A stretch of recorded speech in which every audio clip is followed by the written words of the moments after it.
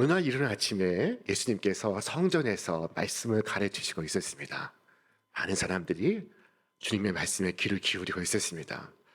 그런데 소란스럽게 바리새파 사람들이 한 여잔을 끌어다가 예수님 앞에 팽개쳐 놓았습니다.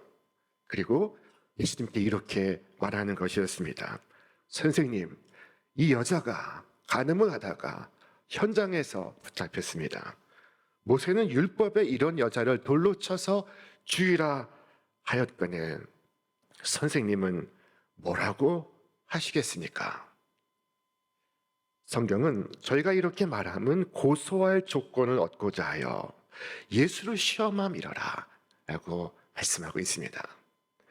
자, 그러나 예수님은 아무 말 없이 몸을 굽혀 땅에 글씨를 쓰시고 있었습니다. 예수님은 그 순간 무엇을 쓰고 계셨을까요? 사람들이 재촉하기를 그치지 않자 예수님께서 허리를 펴사 그들을 향해 말씀하셨습니다. 너희 중에 죄 없는 자가 먼저 돌로 치라. 그리고 이내 다시 몸을 굽히시고는 손가락으로 땅에 무엇인가를 써 나가시는 것이 아니겠습니까? 그리고 놀라운 일이 벌어졌습니다. 자, 주께서 죄 없는 자 먼저 치라 하셨는데 나이가 많은 사람으로부터 시작하여 한 사람 한 사람 뒤로 물러나 떠나가기 시작했습니다. 자, 그리고 마침내 예수님과 여자만 남게 되었습니다. 그리고 예수님께서 몸을 일으키시어 여자에게 부르셨습니다. 여자여, 사람들은 어디에 있느냐? 너를 정죄한 사람이 한 사람도 없느냐? 주님, 한 사람도 없습니다. 그때 예수님께서 하신 말씀이 이것입니다. 나도 너를 정죄하지 않는다. 가서 이제부터는 다시는 죄를 짓지 말아라. 놀라운 일들이 이 짧은 순간에 연속해서 일어났습니다. 자, 서기관과 바리새인들이 예수님께 덫을 놓고자 하여 한 죄인을 붙잡아 성전에 계신 예수님께 다가왔습니다.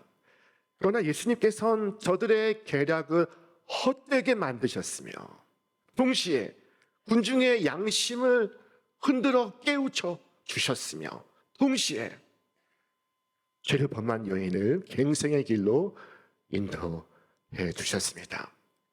예수님께서 하신 말씀, 너희 중에 죄 없는 자가 있느냐 하신 것과 예수님께서 말씀하신 이 질문에 답을 했던 주님, 한 사람도 없습니다. 아니, 이 대화가 2000년이 지난 지금도 우리 귓가를 울리고 우리 양심을 울리고 있습니다. 너희 중에 죄 없는 자가 있느냐? 주님, 한 사람도 없습니다. 이 장면에서 사람들의 호기심을 불러일으킨 것이 있습니다. 예수님은 땅 위에 무엇을 쓰고 계셨을까? 예수님께서 무엇을 쓰고 계셨을까요? 성경이 침묵하니 우리는 알 수 없습니다. 그러나 어떤 분이 이렇게 이야기를 했습니다. 예수님이 쓰신 글씨는 바로 이것입니다. 너희들 중에 죄 지은 놈들 내가 다 알지. 내 그 이름을 여기서 적어보마. 그리고는 홍길동, 임꺽정, 손오공 쭉 이름을 써내려 가신 것이 아니겠습니까? 그런 다음 다시 일어나셔서 너희들 중에 이제 죄 없는 자가 먼저 돌로 치라 하셨다는 것입니다. 시인 최일화에 하나님은 위험하시다라는 제목의 시가 있습니다. 하나님은 고달프시다. 도둑질한 사람, 간음을 한 사람, 살인을 한 사람, 낱낱이 자신의 비밀을 불온한 재산처럼 간직한 채 당신의 이름을 헛되이 부를 때 하나님은 고달프시다. 낱낱이 그 죄를 가리어 용서하고 위로하고 다시 사랑하시고 괴롭고 슬프고 또 외로우시다. 기도 소리와 성가 소리에 기뻐하시기보다 보이지 않는 것까지 속 마음까지 보시는 당신께서 저 사람들의 마음속의 원한과 증오와 미움과 분노와 욕심을 훤히 들여다보시며 하나님은 난감하시다. 당신을 처형하려는 무리 앞에 하나님은 위험하시다. 에덴 이후로 살아가는 우리 인간의 역사는 한마디로 죄의 역사입니다. 죄의 역사를 거듭해서 써내려가고 있습니다. 사람들 있는 곳마다 분쟁이 있고 다툼이 있고 갈등이 있고 죽임이 있었습니다. 아담에게 본래 두 아들이 있었습니다. 가인과 아벨이죠. 형 가인은 아벨을 질투했습니다. 그를 시기하여 아우를 들로 데리고 나가 아우를 돌로 쳐서 죽였습니다. 자, 그리고 시간이 조금 흘러서 창세기는 이 가인의 후예인 라멕의 자랑을 성경에 기록하고 있습니다. 이 라멕이 가인의 몇 대 손주인 이 라멕이 어느 날 사람을 죽였습니다. 그리고 그는 두 아내를 불러서 의기양양하게 말했습니다. 아다와 실라는 내 말을 들어라. 라멕의 아내들은 내가 말할 때 귀를 기울여라. 나에게 상처를 입힌 남자를 내가 죽였다. 나를 상하게 한 젊은 남자를 내가 죽였다. 가인을 해친 벌이 7갑절이면 라멕을 해치는 벌은 77갑절이다. 라멕이 지금 사람을 죽이고 자랑하고 있습니다. 의기양양해하고 있습니다. 오늘도 다르지 않습니다. 이스라엘에서 우크라이나에서 사람들이 죽어가고 죽인 사람들은 죽은 숫자를 과시하고 자신의 가진 힘을 자랑하고 있습니다. 자, 어느 지혜로운 유대인 랍비는 이렇게 적었습니다. 지금은 울 때다. 사람으로 태어난 것이 부끄럽다. 사람의 얼굴에서 하나님의 형상이 살아있도록 지키지 못한 종교 앞에서 종교인이라고 불리우는 것이 난처한 일이 되고 말았다. 이 밤을 어찌할 것인가? 이 어두운 밤을, 이 밤을 어찌할 것인가? 가장 존경받는 랍비 아브라함 요수아 헤셀의 글입니다. 사도 바울은 어떻게 이런 세상이 왔는지를 오늘 본문 속에서 설명하고 있습니다. 이것을 설명하기 위하여 사도 바울은 한 사람을 소환하고 있습니다. 우리가 과거를 거슬러 올라가고 또 올라가고 끝까지 올라가면 만나는 그 한 사람, 바로 아담입니다. 아담은 인류의 대표입니다. 이 아담이 유혹을 받아서 타락하게 되었습니다.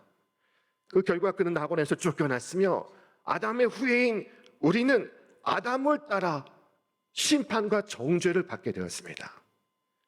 이 아담의 죄는 인류를 지배하였으며 인류는 죽음으로 끝날 때까지 수고와 슬픔의 삶을 살게 되었습니다. 우리는 우리의 대표자로 말미암아 타락하였습니다. 이런 대표에 의한 결정이 부당합니다 라고 말할 수 있습니다. 자, 그러나 우리 각자가 그런 시험을 당했다 하더라도 우리는 똑같이 타락했을 것은 분명한 사실입니다.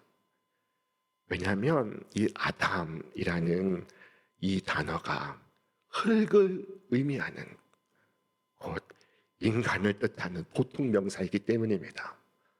성경에 아담이라 적었으니 이것이 사람의 이름을 가리키는 고유명사라고 생각하기 쉽습니다. 그러나 이것은 보통 명사요, 사람을 가리키는 말입니다.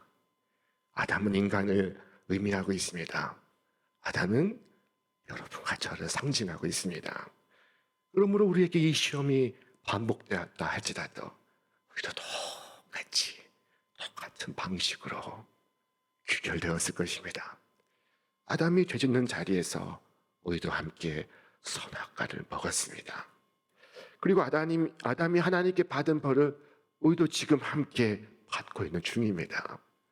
성경은 말씀하기를 그러므로 한 사람으로 말미암아 죄가 세상에 들어오고 죄로 말미암아 사망이 들어왔나니 이와 같이 모든 사람이 죄를 지었으므로 사망이 모든 사람에게 이르렀느니라.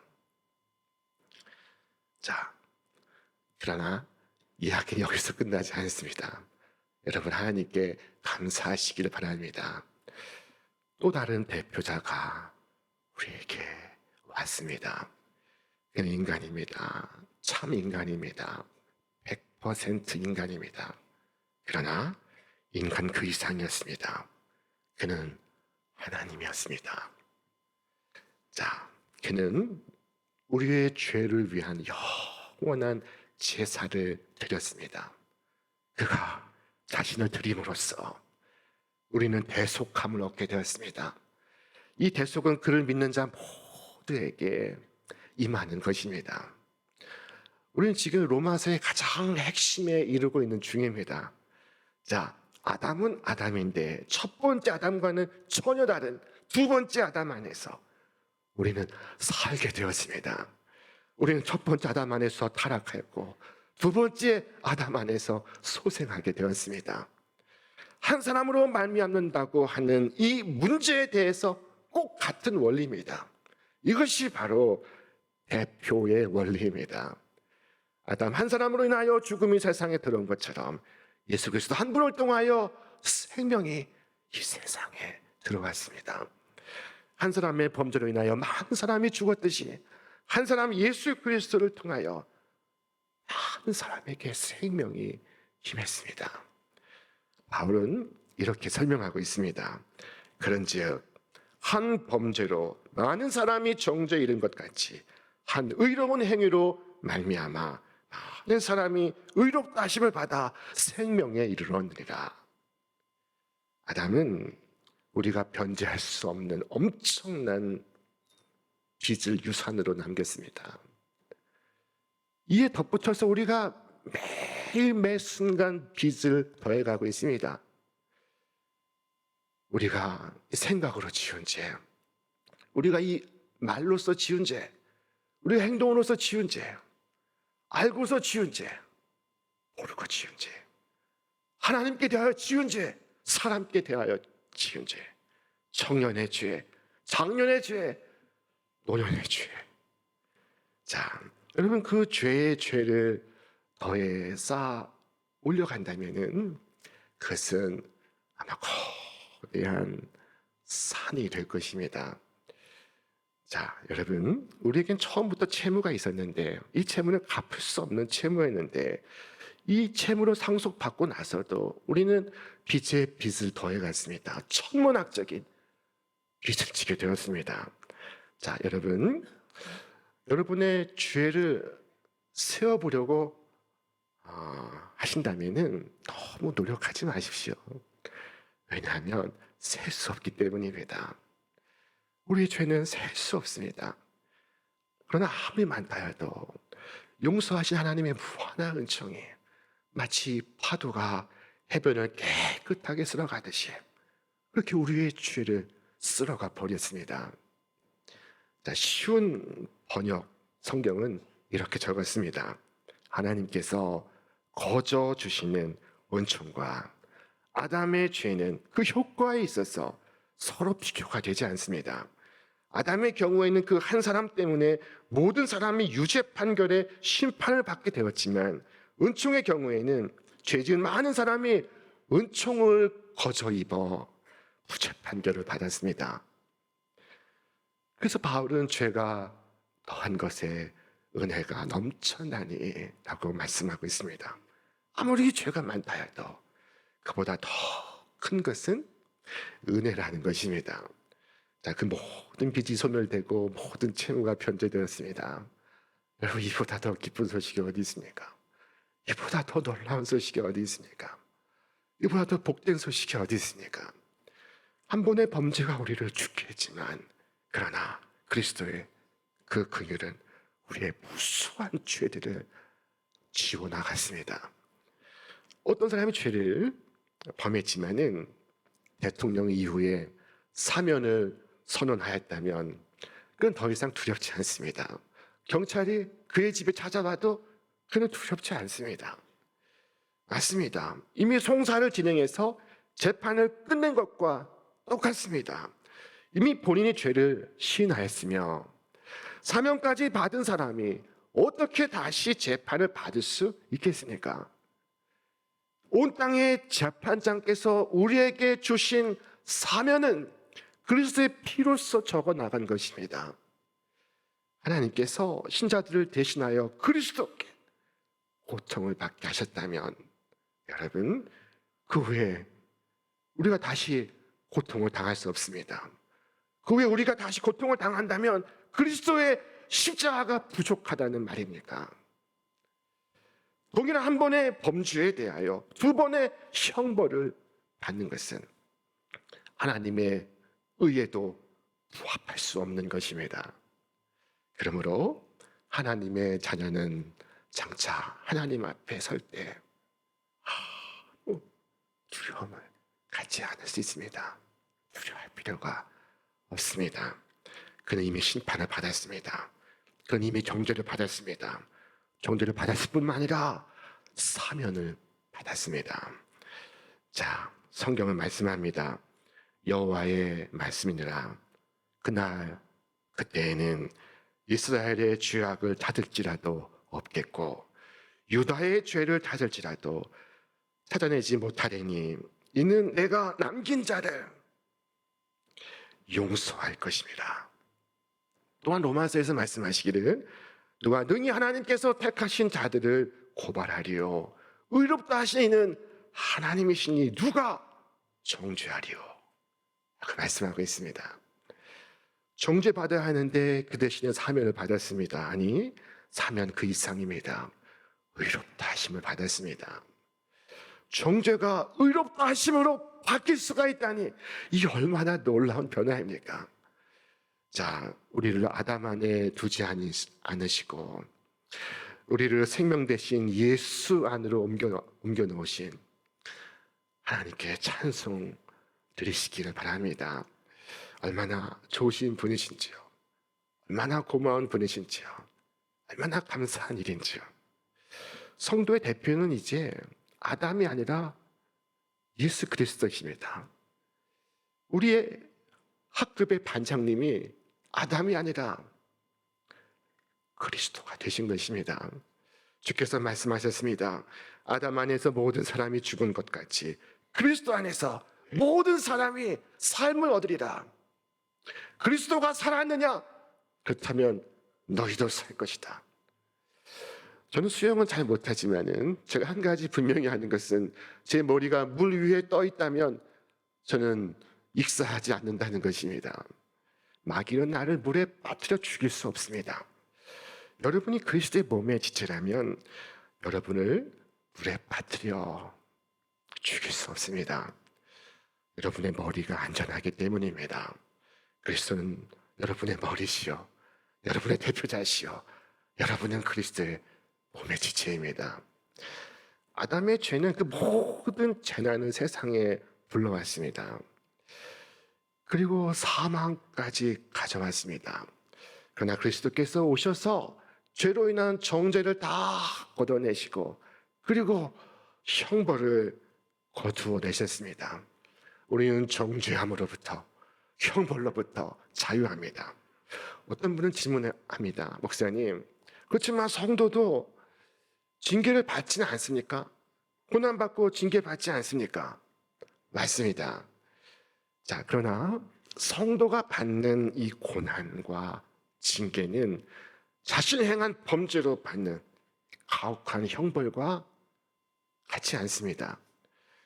신자의 고난과 징계는 재판장이 내리는 가혹한 형벌이 아닙니다. 자, 범죄자에 대한 가혹한 형벌과 자녀에 대한 사랑의 징계 사이에는 엄청난 차이가 있습니다. 이 징계는 이미 죄를 용서하신 아버지가 사랑하는 자녀의 유익을 위하여, 그의 복된 삶을 위하여 그에게 행하시는 것입니다. 하나님 내리신 은총과 아담이 불러온 이 죄는 정말로 비교가 되지 않습니다. 성경은 말씀하기를 하나님께서 내리시는 은총의 경우와 아담이 지은 죄의 경우와는 전혀 비교가 되지 않습니다. 아담의 범죄의 경우에는 그 한 사람 때문에 많은 사람이 죽었지만 하나님의 은총의 경우에는 예수 그리스도 한 사람의 덕분으로 많은 사람이 풍성한 은총을 거저 받았습니다. 그러니 하나님의 은총의 힘이 얼마나 더 큽니까?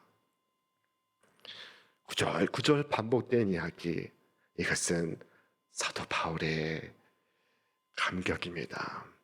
그가 경험한 은혜의 이야기입니다. 놀라운 것은 하나님께서 이 은혜를 거저 주신다는 것입니다. 오늘 성경에도 거저라는 표현이 여러 번 반복되고 있습니다. 은혜는 하나님의 값없는 선물입니다. 그래서 돈이 없는 사람도 이 은혜를 받을 수 있습니다. 사랑하는 여러분, 한 사람 아담의 범죄로 인하여 모두가 정죄에 이르렀지만 그러나 한 사람 예수 그리스도로 인하여 우리 모두 의롭다 하심을 받고 생명에 이르게 되었습니다. 자, 성경이 이렇게 말씀합니다. 한 사람의 범죄로 말미암아 사망이 그 한 사람을 통하여 왕노릇 하였은즉 더욱 은혜와 의의 선물을 넘치게 받은 자들은 한 번 예수 그리스도를 통하여 생명 안에서 왕노릇 하리로다. 이전에는 죄가 왕이었습니다. 우리는 종이었습니다. 그래서 죄가 시키는 대로 명하는 대로 끌고 가는 대로 우리는 끌려갔고 그리고 복종했습니다. 그러나 이제 생명 안에서 왕노릇 하시기를 바랍니다. 종으로 살지 마십시오. 죄에게 매이고 죄에게 붙들리고 죄에게 끌려가는 삶을 이제는 버리십시오. 돈에도 매이지 마시고 과거에도 붙들리지 마시고 사람에게도 얽매이지 마십시오. 두려움 가운데 떨지 말고 걱정과 염려 가운데 있지 마시기를 바랍니다. 생명 가운데 왕노릇하며 살아가시기를 바랍니다. 예수 그리스도로 말미암아 영생을 얻은 자는 힘있고 아름다운 생을 살아갈 수가 있습니다. 예수님께서 죄로 붙잡혀온 한 사람을 위하여 땅에 몸을 굽히셨습니다. 한 생명을 살리기 위하여 몸을 굽히신 예수님, 부정한 여인 한 명을 위하여 몸을 굽히시는 예수님, 십자가에서 두 팔을 벌려 나를 위해 방패막이가 되어주시는 예수님, 여러분 이 예수님과 연합하시기를 바랍니다. 예수 안에 있으시기를 바랍니다. 믿는 마음으로 주를 바라볼 때 주님과 연합할 수 있습니다. 아담 안에서 여러분이 정죄를 받고 사형 선고 받은 것처럼 이제 그리스도 예수 안에서 완전한 의인으로 생명과 영생을 얻으시기를 주님의 이름으로 축원합니다. 이 놀라운 은혜에 눈이 뜨이고 이 놀라운 사랑에 귀가 열리고 이 놀라운 소식에 여러분의 마음이 열리시길 바랍니다. 머리로 하는 지식이 이 가슴으로 깊이 우리의 삶으로 가득히 내려오기를 바랍니다. 그래서 이전에 살지 못했던 삶, 이전에 누리지 못했던 자유, 기쁨, 구원, 영생을 누리시고 날마다 주님을 찬송하시는 여러분과 제가 되시기를 주님의 이름으로 축원합니다. 축원합니다.